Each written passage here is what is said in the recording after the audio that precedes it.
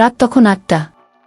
সন্দেশ থেকে দীর্ঘ যাত্রার ক্লান্তি আমার শরীর জুড়ে ছিল, কিন্তু মনে বাড়ির সবাইকে সারপ্রাইজ দেওয়ার আনন্দ উপচে পড়ছিল। আমি দরজাটা আস্তে করে খুললাম। সামান্য ফাঁক দিয়ে সামনের ডাইনিং হলের দৃশ্য আমার চোখে পড়ল। বাড়ির সবাই ডাইনিং টেবিলে একসঙ্গে বসে খাওয়ার আনন্দ নিচ্ছিল এবং খুব হাসাহাসি করছিল। কিন্তু আমার নজর সেখানে থামল না। আমার চোখ সেই কোণা আটকে গেল, যেখানে জুতোর রেকের কাছে মাটিতে একটা নোংরা থালা রাখা ছিল এবং আমার স্ত্রী মাধুরী সেখানেই গুটিসুটি মেরে বসে খাবার খাচ্ছিল। আমি স্বপ্নেও ভাবিনি যে প্রতি মাসে স্ত্রীর জন্য আলাদা করে ১ লাখ টাকা খরচ পাঠানো সত্ত্বেও তার সঙ্গে এমন আচরণ করা হচ্ছে। আমি ওই দৃশ্য দেখে স্তম্ভিত হয়ে বাইরে দাঁড়িয়েই ছিলাম। হঠাৎ আমার মা চেয়ার থেকে উঠে দ্রুত মাধুরীর দিকে এগিয়ে গেলেন। তিনি আগুপিছু না ভেবেই মাধুরীর চুলের বিনুনি খপ করে ধরলেন এবং মারতে শুরু করলেন। পোড়ার মুখী কোথাকার! তোকে বলেছিলাম রুটি সাবধানে বানাতে। সব রুটি পুড়িয়ে ফেলেছিস তুই। মায়ের রাগ তখন আকাশ ছুঁয়েছিল। তিনি দরজা খুললেন এবং মাধুরীকে বাইরে ধাক্কা দিয়ে দিলেন। সে মেঝেতে পড়তেই যাচ্ছিল, এমন সময় আমি এগিয়ে গিয়ে তাকে ধরে ফেললাম। আমার হাতের স্পর্শ পেতেই মাধুরী কেঁপে উঠল। কিন্তু যেই সে এবং সামনে বসে থাকা বাড়ির লোকরা আমাকে দেখল, সবাই যেন পাথর হয়ে গেল। হাসি খুশি মুখগুলো ভয়ে ফ্যাকাশে হয়ে গেল। আমি সেই মুহূর্তে কাঁপতে থাকা মাধুরীর হাত শক্ত করে ধরে রাখলাম। আমার আসল গল্পটা তো অনেক আগেই শুরু হয়েছিল। আমি গত ৪ বছর ধরে সন্দেশে চাকরি করছিলাম। জীবন এক অদ্ভুত চড়াইউতরাইয়ের নাম। আমার আর মাধুরীর বিয়ের সবেমাত্র ১ মাসই হয়েছিল, এরই মধ্যে আমি সন্দেশে চাকরির অফার লেটার পেয়ে গেলাম। এটা আমার কাছে কোনো স্বপ্নের চেয়ে কম ছিল না। কিন্তু সেই স্বপ্নের প্রাসাদের পেছনে এক দীর্ঘ কাহিনী ছিল। মাধুরী আমার বাবার এক পুরনো বন্ধুর মেয়ে ছিল এবং সে খুব সুন্দরী ছিল। আমার মা মাধুরীকে দুচোখে দেখতে পারতেন না। তিনি নিজের পছন্দ করা কোনো মেয়ের সঙ্গে আমার বিয়ে দিতে চেয়েছিলেন, যে হয়তো বেশি যৌতুক নিয়ে আসতে পারত। কিন্তু যখন বাবা মাধুরীর সঙ্গে আমার বাগদান করিয়ে দিলেন, তখন তার মা বাবা এই জেদ ধরলেন যে যদি তোমাকে সন্দেশ যেতে হয় তবে আগে বিয়ে করে থিতু হতে হবে, নইলে আমরাও ভিসার প্রক্রিয়ায় কোনো সাহায্য করব না। আমার শ্বশুরমশাইয়ের পরিচিতির কারণে আমার ভিসা পাওয়া সহজ হয়ে গিয়েছিল, কিন্তু সেই কারণেই মা বুকে পাথর চেপে হ্যাঁ বলে দিয়েছিলেন। কিন্তু তার চোখে লুকিয়ে থাকা ঘৃণা আমি বিয়ের দিনও দেখতে পাচ্ছিলাম। যাই হোক, আমি সন্দেশ চলে গেলাম। বিদেশে শুরুর দিনগুলো আমার জন্য খুব কঠিন ছিল। মন সারাক্ষণ বাড়িতেই পড়ে থাকত। আমি যখনই ডিউটি থেকে ছুটি পেতাম, তখনই মাধুরীকে ভিডিও কল করতাম। আমার আশা থাকত যে সে আমাকে দেখে খুশিতে উচ্ছ্বসিত হবে, অনেক গল্প করবে, যেমনটা নতুন বুড়া করে থাকে। কিন্তু হতো ঠিক তার উল্টো। মাধুরী খুব মেপে মেপে কথা বলতো। তাকে স্ক্রিনে দেখাতো যেত, কিন্তু তার চোখ অন্য কোন দিকে তাকিয়ে থাকত। কেমন আছো মাধুরী? বাড়িতে সব ঠিক আছে? আমি খুব ভালোবেসে জিজ্ঞেস করতাম। জি, সব ঠিক আছে। শুধু আমার মাথায় একটু ব্যথা। সে মাথা নিচু করে উত্তর দিত। আমার মা আর বোন তোমার খেয়াল রাখে তো? কোনো সমস্যা নেই তো? আমি তাকে খুঁটিয়ে জিজ্ঞেস করতাম। আমার মনে হতো সে হয়তো লজ্জা পাচ্ছে। হ্যাঁ হ্যাঁ, সবার ব্যবহার একদম ঠিক আছে। আপনি চিন্তা করবেন না। আসলে আমাকে ঘুমোতে হবে, আমি আপনার সঙ্গে বেশি কথা বলতে পারবো না। না, সে তাড়াতাড়ি কথা শেষ করার চেষ্টা করত। কখনো কখনো আমার রাগও হতো। মাধুরী, আমি সারাদিন কাজ করে ক্লান্ত হয়ে যাই। তোমার গলার আওয়াজ শোনার জন্য কল করি, আর তুমি কিনা ফোন রাখার জন্য তাড়াহুড়ো করছো। এই তো কথা শুরু হলো। সে উপাস থেকে অদ্ভুত বিরক্ত গলায় বলতো, আপনি সন্দেশ গিয়েছেন তো? নিজের কাজের দিকে বেশি মনোযোগ দিন। এটা কি যে সারাক্ষণ ফোন নিয়ে বসে পড়েন? আমাকেও ঘরের কাজ করতে হয়।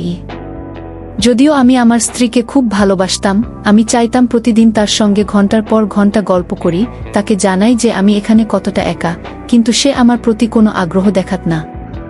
আমার মনে হতো হয়তো সে আমাকে ভালোবাসে না, অথবা হয়তো আমার দূরে থাকায় সে খুশি। আমি স্বপ্নেও ভাবতে পারিনি যে তার এই আচরণের পেছনে কি লুকিয়ে আছে। আমি এটাই ভেবে চুপ হয়ে যেতাম যে সে হয়তো ঘরের কাজে ব্যস্ত থাকে। চাকরি করতে করতে 6 মাস কেটে গিয়েছিল। আমার বস আমার কাজে খুশি হয়ে আমাকে 1 দিনের ছুটি দিয়েছিলেন। আমি খুশিতে আত্মহারা হয়ে গিয়েছিলাম। আমি তখনই আমার মাকে ফোন করলাম, মা, আমি 1 দিনের ছুটি পেয়েছি। ভাবছি ভারতে আসব। মাধুরীর সঙ্গেও দেখা হবে, আর তোমাদের সঙ্গেও। আমি প্রবল উৎসাহের সঙ্গে বললাম। ওপাশ থেকে মা কিছুক্ষণের জন্য চুপ করে রইলেন, তারপর তার কঠোর গলার আওয়াজ ভেসে এল, এত খরচ করার কি দরকার? তুই জানিস টিকিটের কত দাম? পাগল হয়ে গেলি নাকি? কিন্তু মা, এখানে এসেছি 6 মাস হয়ে গেল। আমার মনটা খুব উদাস হয়ে আছে। আমি অনুনয় করলাম। শোনো বাবা, আবেগপ্রবণ হওয়ার দরকার নেই। টিকিটের টাকাটা তুই বাড়িতে পাঠিয়ে দে। তোর ছোট বোনের সম্বন্ধ প্রায় ঠিক, আমি কথা পাকা করতে চলেছি। ওর বিয়েটাও তো দিতে হবে, যৌতুকও কিনতে হবে। তুই তোর ছুটি বাতিল করে দে, যাতে ওভারটাইমের টাকাটা বেশি পাস। কি মায়ের কথা শুনে আমার মনটা ভেঙে গেল। আমি আমার স্ত্রীর সঙ্গে দেখা করার জন্য ছটফট করছিলাম। আমি চাইছিলাম একবার অন্তত মাধুরীকে জিজ্ঞেস করি যে সে কেন এতটা বদলে গেছে। কিন্তু মায়ের আদেশের সামনে আমি কিছুই বলতে পারলাম না। আমি মনকে মেরে ছুটি বাতিল করে দিলাম আর ইন্ডিয়া গেলাম না। ইস, আমি যদি সেই সময় যেতাম তাহলে হয়তো অনেক কিছু ধ্বংস হওয়ার হাত থেকে বেঁচে যেত। মায়ের কথা মেনে আমি ছুটি বাতিল তো করে দিয়েছিলাম, কিন্তু ভেতর থেকে আমার মনটা মরে গিয়েছিল। আমি মাধুরীর উপর রেগেছিলাম যে সে একবারও কেন জেদ করল না যেন আমি ফিরে আসি। যদি সে একবারও বলতো যে আমার আপনাকে মনে পড়ছে, সব ছেড়ে চলে আসুন, তাহলে হয়তো আমি মায়ের কথার অবাধ্য হয়ে টিকিট কেটে ফেলতাম। কিন্তু তার সেই নীরবতা আর ফোনে কম কথা বলা আমাকে এটা ভাবতে বাধ্য করছিল যে হয়তো সে নিজের জীবনেই ব্যস্ত হয়ে পড়েছে। আমি ওভারটাইম করা শুরু করে দিলাম। মেশিনের মতো কাজ করতাম, বাড়ি আসতাম আর ঘুমিয়ে পড়তাম। বোনের সম্বন্ধ ঠিক হয়ে গিয়েছিল আর আমি এখানে ডলারে রোজগার করে সেখানে টাকা পাঠাচ্ছিলাম, যাতে আমার বোনের বিয়ে ধুমধাম করে হতে পারে। এক সন্ধ্যায় কাজ থেকে ফেরার পথে আমার মনটা খুব অস্থির লাগছিল, বাড়ি যেতে ইচ্ছে করছিল না। তাই আমি কাছেরই একটা উদ্যানে চলে গেলাম। সেখানে একটি বেঞ্চে বসে থাকা এক ব্যক্তির উপর আমার নজর পড়ল। প্রথম দেখায় আমার মনে হলো তিনি ৮০ বছরের কোনো বৃদ্ধ, কারণ তার কোমর ঝুঁকেছিল, মুখে বলিরেখা পড়ে গিয়েছিল এবং মাথার সব চুল পেকে সাদা হয়ে গিয়েছিল। কিন্তু যখন আমি তাকে ভালো করে দেখতে দেখতে তার পাশ দিয়ে গেলাম, তখন আন্দাজ করলাম যে তার বয়স ৫০ বা ৫৫ বছরের বেশি হবে না। তার যৌবনকে যেন কোন দুঃখ সময়ের আগেই গ্রাস করে নিয়েছিল। তার চোখে এক অদ্ভুত শূন্যতা ছিল, এমন এক শূন্যতা যা কেবল আপনজনদের দেওয়া দুঃখ থেকেই জন্ম নেয়া। আমি হঠাৎ তার পাশে গিয়ে বসে পড়লাম এবং তাকে নমস্কার জানালাম। তিনি চমকে আমার দিকে তাকালেন এবং খুব ধীর গলা উত্তর দিলেন, তুমি ইন্ডিয়ান, তাই না? হ্যাঁ। দুর্ভাগ্যবশত, তার উত্তর আমাকে চমকে দিল। দুর্ভাগ্যবশত কেন, আঙ্কেল? আমি অবাক হয়ে জিজ্ঞেস করলাম। তিনি তিক্ত হাসলেন, কারণ ইন্ডিয়াতে আমার আপনজনেরা থাকে, যাদের সুখের জন্য আমি আমার জীবনটা এই প্রবাসে কাটিয়ে দিলাম। আমাদের কথাবার্তা চলতে থাকল। ওই ভদ্রলোক খুব উদাস ছিলেন। জানতে পারলাম যে তিনি রোজ সন্ধ্যায় এখানে এসে বসেন, কারণ ঘরের ৪ দেওয়াল তাকে যেন গ্রাস করতে আসে। কথা বলতে বলতে আমাদের মধ্যে একটা বন্ধুত্বের মতো হয়ে গেল। তাকে আমার নিজের মতোই লাগলো, একা এবং আপনজনদের থেকে দূরে। একদিন আমি সাহস করে জিজ্ঞেস করেই ফেললাম, আঙ্কেল, আপনার বয়স তো খুব বেশি মনে হয় না, তাহলে এই অবস্থা কেন? আপনি ভেতর থেকে এত ভেঙে পড়েছেন কেন? তিনি দীর্ঘশ্বাস ফেললেন এবং আমার চোখের দিকে তাকিয়ে বললেন, বাবা, তুমি এখন যুবক, নতুন নতুন এসেছো এই দেশে। বিদেশ হলো সেই উইপোকা যা বাইরে থেকে মানুষকে চকচকে রাখে, কিন্তু ভেতর থেকে ফোকলা করে দেয়। কি তারপর তিনি আমাকে নিজের গল্প শোনানো শুরু করলেন। আর সেই গল্প শুনতে শুনতে আমার মনে হচ্ছিল যেন কেউ আমার কানে গলিত সীসা ঢেলে দিচ্ছে। আমি যখন এখানে এসেছিলাম তখন একদম তোমার মতোই যুবক ছিলাম। নতুন বিয়ে হয়েছিল, সুন্দরী স্ত্রী ছিল, চোখে হাজার স্বপ্ন ছিল। কিন্তু আমার কাঁধে ৫ বোনের বিয়ের দায়িত্ব ছিল। আমার বাবার ছায়া মাথার উপর থেকে সরে গিয়েছিল, আর আমিই ছিলাম একমাত্র উপার্জনক্ষম ব্যক্তি। তিনি থামলেন, জলের বোতলে চুমুক দিলেন এবং তারপর বললেন, আমি এখানে ট্যাক্সি চালানো শুরু করলাম, দিনরাত এক করে দিলাম। আমি ঘুমাতাম কম আর কাজ বেশি করতাম। প্রতি মাসে নিজের উপার্জনের পাই টাকা মাকে পাঠিয়ে দিতাম। আমার শুধু একটাই লক্ষ্য ছিল যে আমার বোনেদের বিয়ে যেন সম্মানের সঙ্গে হয়ে যায়, ওদের যেন কোনো কিছুর অভাব না হয়। ওদিকে আমার স্ত্রী সন্তান সম্ভবা হলো, কিন্তু আমি বাড়ি যেতে পারলাম না, কারণ খরচ অনেক ছিল। মা বলতো, এখন এসো না, টাকা জমাও, বোনেদের দায়িত্ব পালন করতে হবে। আমি শ্বাস রোধ করে ওনার কথা শুনছিলাম, কারণ এসব কিছুই আমার নিজের গল্পের মতো মনে হচ্ছিল। তারপর কি হলো, আঙ্কেল? আমি অধীর হয়ে জিজ্ঞেস করলাম। তারপর উনার গলা ধরে এল। ৫ বোনের বিয়ে দিতে দিতে আমার যৌবনের ২০টা বছর কেটে গেল। আমার মেয়ে, যে আমার যাওয়ার পর জন্মেছিল, সে যুবতী হয়ে গেল। কিন্তু আমি একবারও ইন্ডিয়া গেলাম না। যখনই যাওয়ার কথা ভাবতাম মায়ের ফোন চলে আসতো যে এই বোনের বাচ্চা হবে, ওই বোনের কোনো সমস্যা হয়েছে, বাড়ি মেরামত করাতে হবে। আমি একটা মেশিনে পরিণত হয়েছিলাম, শুধু টাকা ছাপানোর মেশিন গু। আর আপনার স্ত্রী? আমার মুখ দিয়ে হঠাৎ এই প্রশ্নটা বেরিয়ে গেল। এই কথায় সেই বৃদ্ধ ভদ্রলোক ডুকরে কেঁদে উঠলেন। উদ্যানে থাকা কিছু লোক ঘুরে আমাদের দিকে তাকাতে লাগল, কিন্তু উনার কারো পরোয়া ছিল না। আমার স্ত্রী? উনি ফুপিয়ে কাঁদতে কাঁদতে বললেন, সে আমার অপেক্ষা করতে থাকল। 20 বছর সে অভিযোগের একটা শব্দ মুখ দিয়ে বের করেনি। কিন্তু যখন আমি 20 বছর পর সব দায়িত্ব শেষ করে বোনেদের যার যার নিজের সংসারে থিতু করে ফিরে এলাম, তখন আমি তাকে দরজায় দেখতে পেলাম না। আমার বুকের ধরফরানি বেড়ে গেল। তাহলে কোথায় ছিলেন তিনি? শ্মশানে। উনি নিজের কপালে আঘাত করলেন।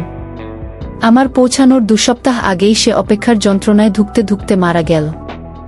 আমি তার শেষ দেখাও দেখতে পেলাম না।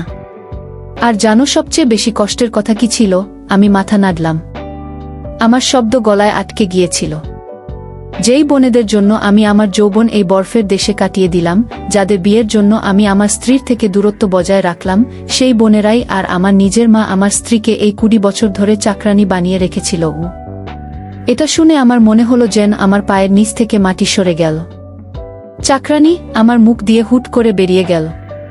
কিন্তু উনি তো আপনার স্ত্রী ছিলেন। আর আপনার বোনেরা, আপনার মা, তারা এমনটা কি করে করতে পারে? বৃদ্ধ চোখের জল মুছতে মুছতে একটা দীর্ঘশ্বাস ফেললেন। টাকা, বাবা, টাকা মানুষকে অন্ধ আর কালা করে দেয়। ওরা ভেবেছিল এ তো বিদেশে আছে, নোট ছাপাচ্ছে, একই খবর পাবে যে পেছনে বাড়িতে কি হচ্ছে। আমি ফোন করতাম তো মা বলতো বৌমা খুব সুখে আছে, আমি তাদের কথায় বিশ্বাস করে নিতাম। কিন্তু আসল অত্যাচার তো আমার মেয়ের উপর হয়েছে। তার গলার স্বর আজও আমার কানে বাজে। আমার মেয়ে, যাকে আমি কোলে নিয়েও খেলাতে পারিনি, সে বড় হয়ে গিয়েছিল। আমি ভেবেছিলাম আমার 5 বোন আছে, যাদের সন্তানদের লালন পালন আমার পাঠানো টাকায় হয়েছে, ওদের বাচ্চারা ভালো স্কুলে পড়েছে, ভালো পোশাক পরেছে।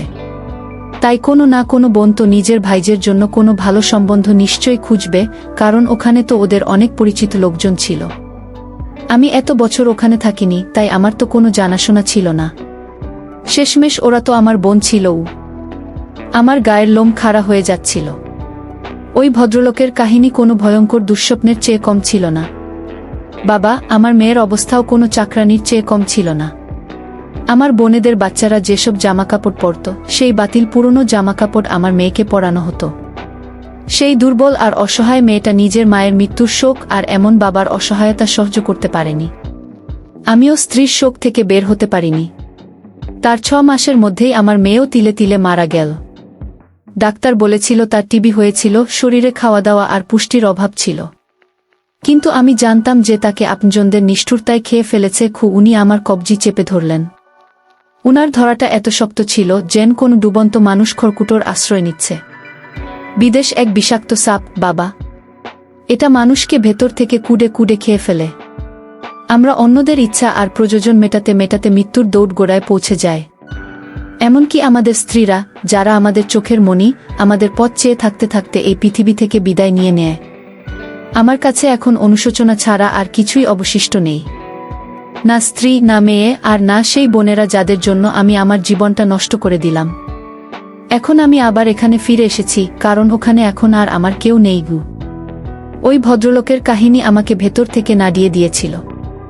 আমি যখন বাড়ি ফিরলাম, আমার মস্তিষ্ক অসাড় হয়ে গিয়েছিল। উনার প্রতিটি কথা আমার কানে বাজছিল। আমার বারবার মাধুরীর কথা মনে পড়ছিল। তার মন খারাপ, ফোনে কম কথা বলা, তার সেই নিজেকে গুটিয়ে রাখা ভাব। কোথাও মাধুরীর সঙ্গেও এমন কিছু হচ্ছে না তো? আমি সারা রাত ঘুমাতে পারলাম না। আমি সিদ্ধান্ত নিলাম যে আর বেশি বোকা বনে থাকব না। আমার বোনের বিয়ে হয়ে গেছে, এখন আমার ফিরে যাওয়া উচিত। আমি ঠিক করে নিলাম যে আমি কাল ইস্তফা দিয়ে দেব, অথবা কোনো লম্বা ছুটি নিয়ে ইন্ডিয়া যাব এবং মাধুরীকে আমার সঙ্গে নিয়ে আসব, অথবা ওখানেই ছোটখাটো কোনো কাজ শুরু করে নেব। পরের দিন সকালে আমি মনস্থির করে আমার মাকে ফোন করলাম, মা, আমি ভেবে নিয়েছি আমি আগামী মাসে ফিরে আসছি। বোনের বিয়ে হয়ে গেছে, এখন আমাকে আমার নিজের জীবনটাও তো দেখতে হবে। উপাস থেকে এক মুহূর্তের নিস্তব্ধতা নেমে এল, তারপর মায়ের আবেগ ভরা গলার আওয়াজ এল, হ্যাঁ বাবা, চলে আয়। তোরই তো ঘর। কিন্তু আমি ভাবছিলাম যে আমরা আর কতদিন ভাড়া বাড়িতে ধাক্কা খাবো। আমি একটা বাড়ি দেখেছি, খুব সস্তায় পাওয়া যাচ্ছে। যদি তুই আরও কিছু টাকা পাঠিয়ে দিস তবে আমরা নিজেদের একটা বাড়ি কিনে নিতে পারবো। যখন তুই আসবি তখন নিজের একটা ছাদ তো হবে অন্তত, নইলে এখানে এসে আবার ভাড়ার টেনশন হবে। আমি যে ফেরার জন্য একদম মনস্থির করে ফেলেছিলাম, মায়ের এই কথায় আবার দ্বিধায় পড়ে গেলাম। নিজের বাড়ি, এটা তো প্রত্যেক মানুষের স্বপ্ন। কিন্তু মা, আমার কাছে তো এত টাকা নেই। আরে বাবা, আমি কিছু এফডি ফিক্সড ডিপোজিট করিয়ে রেখেছি, সেটা আমি ভাঙিয়ে নেব আর কিছু গয়না বিক্রি করে দেব। তুই শুধু একটু সাহস রাখ, আর একটা বছর ওখানে থেকে যা। ব্যাস একবার বাড়িটা হয়ে যাক, তারপর তুই চলে আসিস, তখন তোকে কেউ আটকাবে না। আমি চাই তুই যখন আসবি তখন রাজার মতো নিজের বাড়িতে থাকবি। কি মায়ের কথায় এত আপন ভাব আর সহানুভূতি ছিল যে আমার মাথা থেকে সেই বৃদ্ধ ভদ্রলোকের কথাগুলো মুছে যেতে লাগলো। আমি ভাবলাম, মা তো ঠিকই বলছে, নিজের বাড়ি হলে মাধুরীও খুশি হবে। আমি আরও একবার নিজের ইচ্ছেগুলোর গলা টিপে ধরলাম। যাই হোক, আরও এক বছর কেটে গেল। আমি দিনরাত এক করে টাকা পাঠাতে থাকলাম, আর শেষমেশ মা আমাকে নতুন বাড়ির ভিডিও করে পাঠালেন। দোতলা সুন্দর বাড়ি। মা জানালেন যে বাড়ি কেনা হয়ে গেছে। আমার মনে শান্তি হলো যে যাক, আমার পরিশ্রম সার্থক হয়েছে। কিন্তু যখন কাগজপত্রের কথা উঠল তখন জানতে পারলাম যে বাড়ি মা নিজের নামে করিয়ে নিয়েছেন। আমি ফোনে জিজ্ঞেস করলাম, মা, বাড়ি তো আমার টাকায় কেনা, তুমি নিজের নামে কেন করালে? মা হেসে বললেন, আরে পাগল, আমি কি ওটা সঙ্গে করে উপরে নিয়ে যাব নাকি? তোর নামেই তো হয়ে যাবে। আমি তো শুধু বাড়ির বর, তাই তুই যখন আসবি তখন তোর নামে করিয়ে দেব। তুই এইসব ছোটখাট ব্যাপারে মাথা ঘামাস না। গিয়ে আমিও ভাবলাম যে মায়ের নামেই তো আছে, কি আর এমন তফাৎ। আমি কি জানতাম যে এই ফাঁদ আরও শক্ত হচ্ছে। বাড়ি এখন তৈরি হয়ে গিয়েছিল। আমার কাছে এখন এত টাকা জমা হয়ে গিয়েছিল যে ইন্ডিয়া গিয়ে কোনো ছোটখাটো ব্যবসা শুরু করতে পারি। বিদেশের একাকিত্ব আর ঝামেলা আমাকে খুব ক্লান্ত করে দিয়েছিল। আমি সিদ্ধান্ত নিলাম যে ব্যাস, অনেক হয়েছে, আমাকে এবার ফিরে যেতেই হবে। আমার মন বলছিল যে যদি এখনো আমি না যাই তবে হয়তো অনেক দেরি হয়ে যাবে। আমি সেই সন্ধ্যায় মাকে ফোন করলাম। আমার গলায় প্রবল উৎসাহ ছিল। আমি বললাম, মা, বাড়ি তো তৈরি হয়ে গেছে, আর আমার কাছে এত টাকাও আছে যে নিজের কাজ শুরু করতে পারবো। তাই আমি ভেবেছি যে আমি আগামী সপ্তাহের টিকিট কেটে নিই। আমার কথা শুনে ওপাশে একদম নিস্তব্ধতা নেমে এল। আমি ভাবলাম হয়তো লাইন কেটে গেছে অথবা মা খুশিতে কিছু বলতে পারছেন না। আমি হ্যালো হ্যালো করলাম। মায়ের আওয়াজ এল, কিন্তু তাতে সেই খুশিটা ছিল না যা আমি আশা করেছিলাম। তিনি গম্ভীর হয়ে বললেন, বাবা, তুই এত আবেগপ্রবণ হয়ে কেন সিদ্ধান্ত নিস? এই তো বাড়ি তৈরি হলো, আর তুমি তো জানো যে বাড়ি শুধু খালি কাঠামো হয় না, ওটা ভরাতে হয়। আমি অবাক হয়ে বললাম, মা, জিনিসপত্র তো আমিই পাঠিয়েছি, আর কি চাই? তিনি বললেন, কথা জিনিসপত্রের নয়। তুমি কি জানো তোমার বড় দিদির যমজ বাচ্চা হয়েছে? ভগবান ওকে দুটো ছেলে দিয়েছেন। আমি ওর বিয়ে এত বড় ঘরে দিয়েছিলাম। এখন যদি আমরা খালি হাতে যাই তবে আমাদের মানসম্মান কি থাকবে? আমাদের ওর শ্বশুর বাড়ির লোকেদের কাছেও মুখ রক্ষা করতে হবে। তোমার দিদিকে যখন বিদায় দেব তখন তো কিছু লেনদেন করতেই হবে। আমি কথা দিয়েছি যে আমরা তোমার ভাগ্নি আর 2 নাতিকে সোনার জিনিস দেবগু। আমি মাথায় হাত দিয়ে বসে পড়লাম। আমি বললাম, মা, সোনার দাম তো আকাশ ছোঁয়া। আমি এত খরচ কিভাবে করব? মা সঙ্গে সঙ্গে আবেগপ্রবণ হয়ে আঘাত করলেন। তিনি বলতে শুরু করলেন, তাহলে কি তুমি নিজের দিদির সম্মান ধুলো মিশিয়ে দেবে? সে সারা জীবন খোটা শুনবে যে তার ভাই কানাডায় থাকে আর তার জন্য কিছুই করতে পারেনি। আর এখন তো তোমার ছোট ভাইয়েরও চাকরি হয়নি, সব তোমার কাঁধেই। তুমি এখানে চলে এলে তো সব না খেয়ে মরবে। তাই এক কাজ করো, আরও কয়েকটা মাস থেকে যাও। ততদিনে তোমার ভাইয়েরও চাকরি হয়ে যাবে আর দিদির খরচা থেকেও আমরা মুক্ত হয়ে যাব। তারপর আমি তোমাকে আটকাবো না। গিয়ে আমি আরও একবার বাধ্য হলাম। দিদির প্রতি ভালোবাসা আর মায়ের সম্মানের দোহাই এমন ছিল যা আমি না করতে পারলাম না। আমি বুকে পাথর চেপে বললাম, ঠিক আছে মা, এটাই শেষবার। আমি 6 মাস পর যে কোনো পরিস্থিতিতে ফিরে আসব গু। এই সময়ের মধ্যে আমার মাধুরীর সঙ্গে যখনই কথা হতো আমি তার মুখে এক অদ্ভুত বিষণ্ণতা দেখতে পেতাম। তার গায়ের রং যা একসময় গোলাপের মতো ফুটত তা ফ্যাকাশে হতে শুরু করল। ভিডিও কলে আমি তার চোখের চারপাশে গভীর কালিতে দেখতে পেতাম। সে আমার সঙ্গে চোখ মেলাক না। আমি প্রায় তাকে জিজ্ঞেস করতাম, মাধুরী, তোমার চেহারা এমন কেন হয়ে যাচ্ছে? তোমাকে অসুস্থ মনে হচ্ছে কি? সে হাসার ব্যর্থ চেষ্টা করত আর বলতো, কিছু না। আসলে কয়েকদিন ধরে জ্বর ছিল আর আবহাওয়াও বদলাচ্ছে। একবার ভিডিও কলে আমি তার ভয়ানক কাশির শব্দ পেলাম। সে নিজের মুখ ওড়নায় ঢেকে কাশছিল। আমি ঘাবড়ে গিয়ে জিজ্ঞেস করলাম, তুমি ডাক্তারের কাছে যাওনি কেন? সে তাড়াতাড়ি বলল, গিয়েছিলাম, আর ওষুধও খাচ্ছি। আমি ঠিক হয়ে যাব। আপনি চিন্তা করবেন না। সে এই বলে সঙ্গে সঙ্গে ফোন রেখে দিল। আমার মনে হতো যেন সে খুব ক্লান্ত আর আমার সঙ্গে কথা বলার সাহসও পাচ্ছে না। আমার বারবার উদ্যানে দেখা সেই বৃদ্ধ লোকটার কথা মনে পড়তে লাগল। নিশ্চয়ই কোনো না কোনো ব্যাপার তো ছিল যা আমার থেকে লুকানো হচ্ছিল। মাধুরী তো আগে অনেক কথা বলতো। সে ঘন্টার পর ঘন্টা আমার সঙ্গে গল্প করত, ছোটখাট দুষ্টুমি করত। কিন্তু এখন তো মনে হতো যে তার কাছে আমার জন্য কোনো কথাই আর অবশিষ্ট নেই। সে শুধু আমার কথা শুনত আর হ্যাঁ বলে ফোন কেটে দিত। আমার তার ব্যবহারে রুক্ষতার চেয়ে বেশি ভয় আর অসহায়তা নজরে আসছিল। আমার মন ভেতর থেকে সাক্ষ্য দিচ্ছিল যে সবকিছু ঠিক নেই, কিন্তু মায়ের কথা আমাকে চুপ করিয়ে দিত। আমি ঠিক করে নিয়েছিলাম যে এখন যাই হোক হয়ে যাক, আমি কাউকে জানাবো না। আমি 6 মাসের কথা দিয়েছি ঠিকই, কিন্তু আমি তার আগেই যাব। আমি সবাইকে সারপ্রাইজ দেব আর নিজের চোখে দেখব যে আসলে ব্যাপারটা কি। আমার এই সিদ্ধান্ত আমার জীবনের সবচেয়ে বড় সিদ্ধান্ত প্রমাণিত হতে চলেছিল। আমি ভেবে নিয়েছিলাম যে আমি আর অপেক্ষা করব না। মায়ের আবদার শেষ হওয়ার নামই নিচ্ছিল না, আর মাধুরীর নীরবতা আমাকে ভেতর ভেতর শেষ করে দিচ্ছিল। সেই বৃদ্ধের কথা মনে পড়লেই আমি ভাবতাম যে আমি আমার জীবনটা আপনজনদের খুশির জন্য উৎসর্গ করব না। আমি কাকপক্ষীকেও টের পেতে দিলাম না, আর চুপচাপ ইন্ডিয়ার টিকিট কেটে নিলাম। আমার উদ্দেশ্য ছিল যে আমি গিয়ে বাড়ি পৌঁছব আর সবাইকে অবাক করে দেব এবং নিজের চোখে দেখব যে মাধুরী আসলে এত মনোমরা হয়ে কেন থাকে। যাওয়ার একদিন আগে আমি সবসময়ের মতো বাড়িতে ভিডিও কল করলাম। মাকে খুব খুশি দেখাচ্ছিল, কারণ আমি তাকে জানিয়েছিলাম যে দিদির বাচ্চাদের জন্য আমি আরও কিছু টাকা পাঠিয়ে দিয়েছি। আমি মাকে বললাম, মাধুরীর সঙ্গে কথা বলিয়ে দাও। মা ফোনের অ্যাঙ্গেলটা মাধুরীর দিকে ঘোরাতেই আমি স্তম্ভিত হয়ে গেলাম। তার মাথায় একটা পুরনো ওড়না দেওয়া ছিল আর সে ক্যামেরার দিকে তাকাতে ইতস্তত করছিল। আমি জিজ্ঞেস করলাম, মাধুরী, তুমি কেমন আছো? আর বাড়িতে সবকিছু কেমন আছে? সে খুব কষ্টে চোখ তুলে তাকাল এবং এক ঠান্ডা গলায় বলল যে আমি ঠিক আছি আর সব খুব ভালো আছে। কি তার গলার স্বরে আবেগের নামগন্ধ ছিল না। আমার এমন মনে হলো যেন কোনো তোতা পাখি মুখস্থ করা জবাব আউড়ে যাচ্ছে। আমি খেয়াল করলাম যে সে কথা বলার সময় বারবার ক্যামেরার পাশে তাকাচ্ছিল, যেন কেউ ওখানে দাঁড়িয়ে তাকে নির্দেশ দিচ্ছে।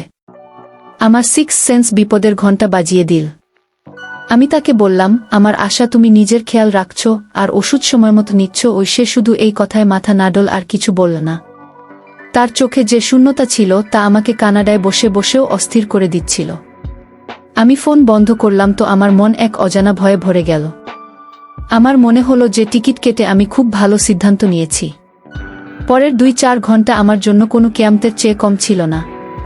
প্লেনের যাত্রা এত লম্বা আমার কখনো লাগেনি। প্রতিটা মুহূর্তের সঙ্গে আমার অস্থিরতা বাড়ছিল। আমার মাথায় নানা চিন্তা ঘুরছিল।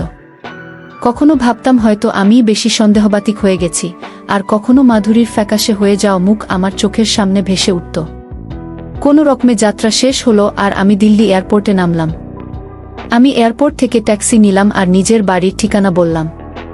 এটা সেই নতুন বাড়ি ছিল যা আমার মা আমার কষ্টের উপার্জনে কিনেছিলেন আর যা দেখার জন্য আমি ব্যাকুল ছিলাম। রাস্তায় ট্রাফিকের আওয়াজ আর ভিডিও আমার ভালো লাগছিল, কারণ আমি 4 বছর পর নিজের দেশ আর নিজের লোকেদের কাছে যাচ্ছিলাম। কিন্তু মনের কোনো কোনায় ভয় এখনো বসেছিল। রাত তখন প্রায় 8টা বাজছিল যখন ট্যাক্সি ড্রাইভার গাড়িটা এক সুন্দর দোতলা বাড়ির সামনে দাঁড় করাল। আমি ভাড়া মিটিয়ে দিলাম আর নিজের ব্যাগ কাঁধে ঝুলিয়ে নিচে নামলাম। সামনে আমার বাড়ি ছিল, যার ছবি আর ভিডিও মা আমাকে পাঠাতে থাকতেন। সত্যিই বাড়িটা খুব চমৎকার ছিল, যার দেওয়ালে আমার রক্তঘাম লেগেছিল। আমি গেটের দিকে এগোলাম। ভেতর থেকে আলো আসছিল আর হাসাহাসি ও কথা বলার আওয়াজও শোনা যাচ্ছিল। আমার হাত কলিং বেলের দিকে এগোচ্ছিলেই যে হঠাৎ ভেতর থেকে আসা এক চিৎকার আমার হাতকে ওখানেই থামিয়ে দিল। এটা আমার মায়ের গলা ছিল, কিন্তু তাতে সেই মমতা ছিল না যা ফোনে শোনা যেত। এই আওয়াজ ক্রোধ আর হিংস্রতায় ভরা ছিল। আওয়াজ এল, পোড়ার মুখী কোথাকার! তোর হাত কি ভেঙে গেছে যে তুই সব রুটি পুড়িয়ে ফেলেছিস? আমি পাথর হয়ে গেলাম। এই শব্দগুলো এত বিষাক্ত ছিল যে আমার কানে সিসার মতো গোলা নামল। এর ঠিক পরেই কারোর কান্না আর অনুনয় বিনয় করার আওয়াজ এল। এই আওয়াজ মাধুরীর ছিল। সে বলছিল, মা, ক্ষমা করে দিন, ভুল হয়ে গেছে। আমি এখনই অন্য রুটি বানিয়ে দিচ্ছি। কিন্তু মায়ের রাগ ঠান্ডা হলো না। তিনি চেঁচিয়ে বললেন, তোর বাপ এখানে খরচ পাঠাচ্ছে নাকি যে তোকে রোজ রোজ রেশন এনে দেব?